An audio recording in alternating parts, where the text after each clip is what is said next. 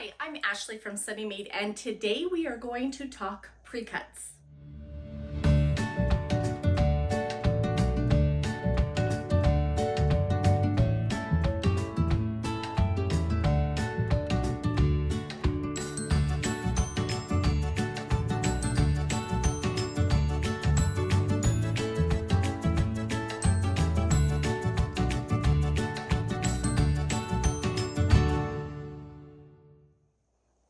Welcome back. How are you guys doing? Are you sewing something fun? I would love to see. If you go find me over on Instagram under Ashley Sunny Made, and tag me in your posts. I would love to see what you are working on. Today we are going to talk about precuts. We're going to talk about what are precuts, what are different sizes of precuts, and I'm actually going to give you a few tips on cutting precuts, because even though they're pre-cut, you still have to cut them into the pieces that you need them to be. Okay, first, what is a precut? Now, the manufacturers like to put out precuts because they give you a little bit in the fabric lines. So each precut generally will have at least one piece of fabric from each of the main color, each of the colors in your fabric line. For instance, let me start with this one. This is called a 5-inch square, or it's called a charm pack. There are 42 5-inch squares in this. And if you look through it, you get at least one square in each of the fabric in the line. Now with Moda, what they actually like to do is on the back here, it'll tell you every square that you get. And if you notice, some of them have doubles, which means you get 2 of that one. So this is a 5-inch square. You get a little bit of everything. These are fun. I do plan to do a quilt with charm packs later this year, so I will teach you how to work with these. So these are 5-inch squares. Now when it comes to pre-cuts, we have a couple different options. There are squares, there are strips, and then there are chunks of fabric. So I'm going to first talk about squares. This one is a charm square, like I said, 5 inches. There are also mini charms, which are 2.5 inches. You take one of these, split it into 4, you get 42 2.5-inch squares. Okay, those are kind of fun to work with. They're good for like bags. Me and my daughter, we put together some Barbie blankets with some mini charms, so those are kind of fun to work with that way. The next option for squares is, now these are 10-inch squares. That is what I like to work with. That is what this quilt comes from, is a 10-inch square. There are, again, 42 10-inch squares.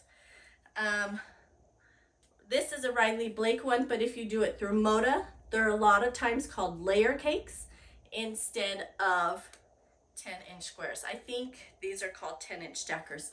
And on the back of this one, instead of having a breakdown by number, it gives you a picture of all the ones that are included in this fabric line. This one's in plastic, but I love this fabric line so much that I had to get this one.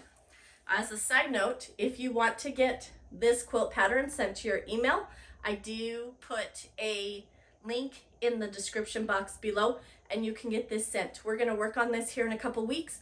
You need a layer cake and some background fabric, and that will cover the whole front, and then there'll be a breakdown for what you need for binding and backing in that as well. So make sure you gather your tools ahead of time so that we can work on it together.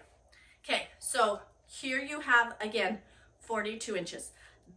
Surprisingly, a 10-inch square goes a really long way. The Jacob's Ladder quilt that I did back in November, that was also a layer cake quilt, And I have several others that I'll show you as time goes on. Okay, next is strips. So these are a strip, and they come all rolled up. Once again, you get some of each fabric in that fabric line. This one by Moda, they're called jelly rolls. Get that? You see what they're doing? They're doing like a bakery theme. You have charms, you have layer cakes, you have jelly rolls. There's actually 40 strips in this one instead of the 42 like in the squares. So you get 40 2.5-inch wide strips by width of fabric. So it's a whole width of fabric by 2.5 inches. So these ones are actually fun because you can cut them up, you can sew them all together and then cut them up, and it's fun. I actually have a quilt pattern with jelly rolls that I'm going to, I don't know where I have that scheduled, but I do plan to, and it's actually with this line. I really like this line. It's so fun. Okay, so this is a jelly roll. There's 40 2.5-inch by 44-inch or with the fabric pieces. Next we have our bundles. This is where you're going to get them to be, you have a little bit bigger pieces to work with, which means they'll go a longer ways. So first up, you have a fat eighth bundle, and I'll explain to you why it's a fat eighth. And then this one here, these are fat quarters. Okay, so let me take one out of this one and let me show you how it is. It is technically a whole eighth of a yard, which is why it's called fat eighth. However, the way they cut it gives you a little bit wider to work with. So they take a 1/4 yard and they give you half the width. So it's still so if you folded it in half like this, you have an 1/8 of a yard, and if you could unfold it this way, it would be a full 1/8 of a yard strip, but instead they made it wider and shorter. So these are 9 inches by 22 inches. And I'm going to give you a few tips on how to cut these. These are where I'm going to give you some tips on how to cut, are these fat eighths and fat quarters. So if we're looking at fat quarters, we are getting a whole 1/4 yard of fabric. However, it is cut like our fat eighths. You have 18 inches wide by 22 inches long. So instead of giving you a 1/4 yard this way, okay, all the way down, they widened it and shortened it. It's the same amount of fabric, but it's wider, so it's easier to work with. So this is 18 inches by 22 inches, depending on what's half a width of fabric. Now, when you're talking about fat quarters and 1/8 bundles, what this is going to give you, here's my fat eighth bundle. You get one fat eighth for each fabric in the fabric line. This one specifically is 42. There are 42 different fabrics in this, and so you have 42 fat eighths in this bundle. Okay, so this one right here is a fat eighth bundle. There are 40 fabrics in this fabric line. This is Lighthearted by Camille Ross Skelly. You could probably still find this one. And they give you a fat eighth, one this size, okay, in every single fabric in her fabric line. If you happen to be rendering, one's a couple years old, but it's called Just Red by Zen Chic. I'm actually about to start a heart quilt. Every year, Quilty Love puts out a new heart pattern, and she does a sew along right before Valentine's Day. So you're finishing up right as Valentine's Day hits. And so this is the one I picked out. I'm gonna do it with her this year, and so I'm super excited. I'll make sure and show you the quilt as I go along. Different manufacturers package their pre-cuts differently. I do know that Moda just came out with, oh, I was looking for it. It's similar to a jelly roll, but they're 5 inches wide strips and there's only 20 strips in it. They're calling them dessert rolls, I believe.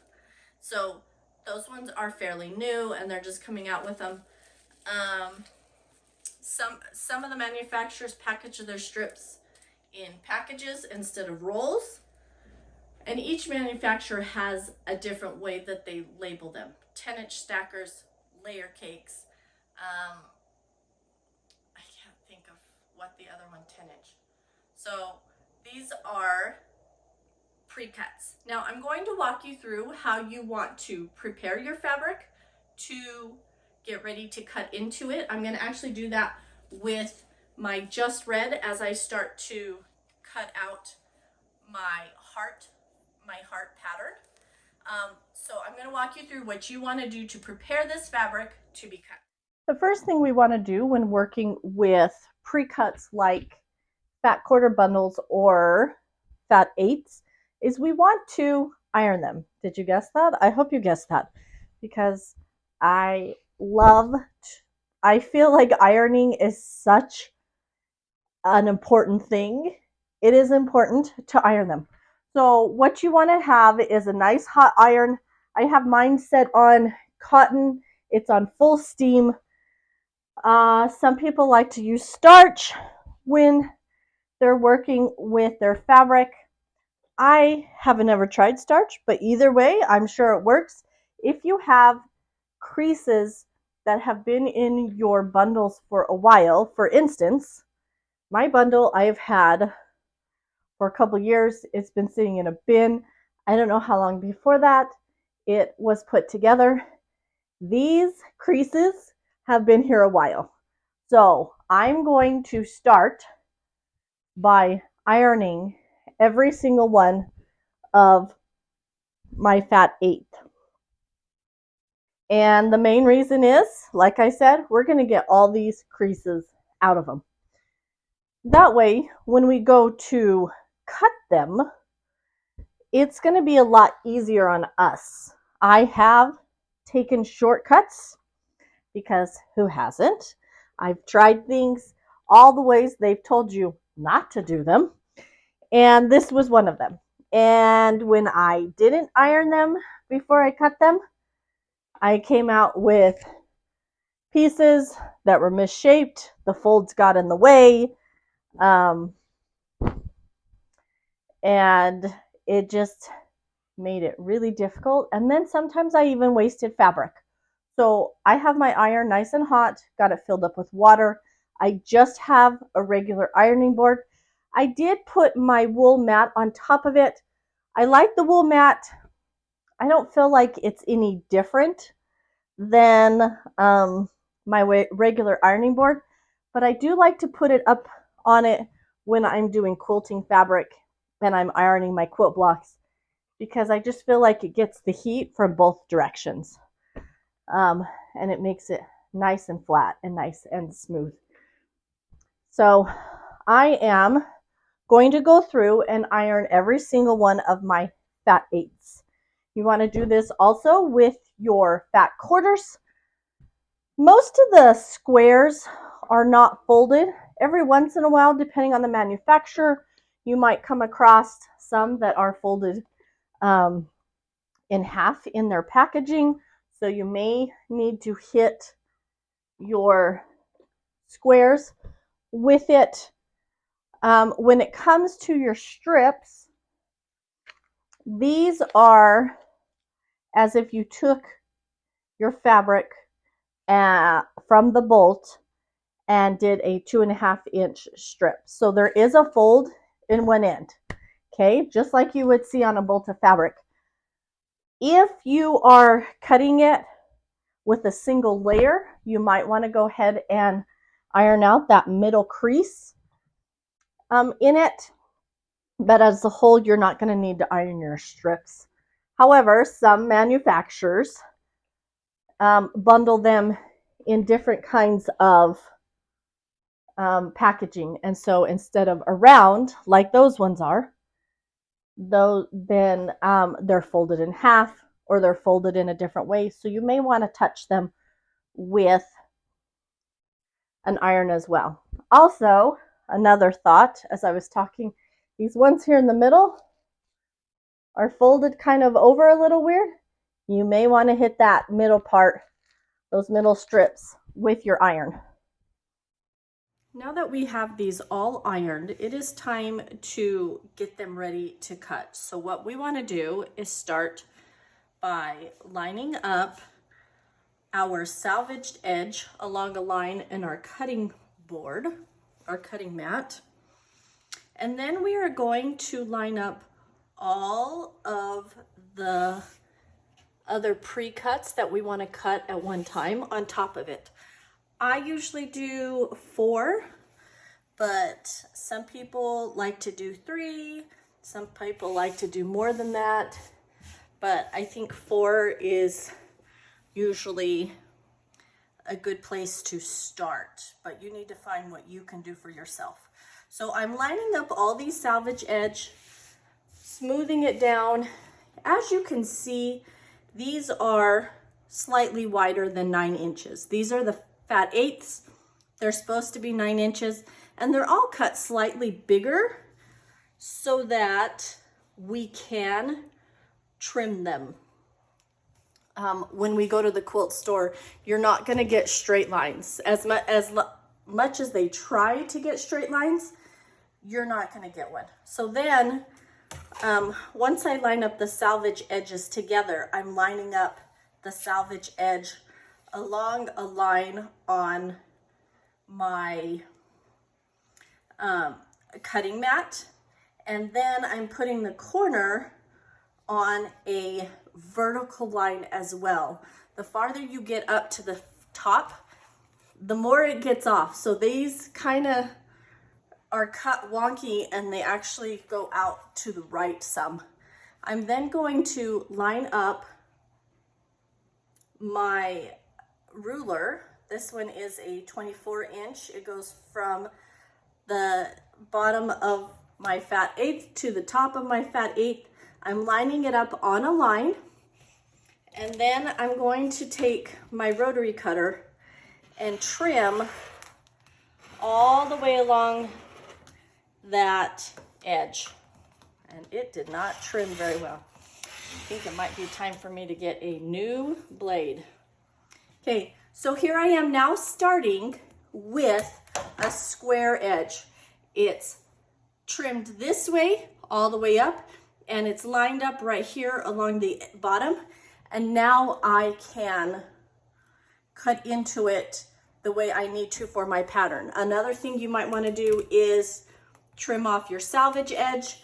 This one particular calls for 2.5-inch strips, the ones that I'm going to use this fabric for.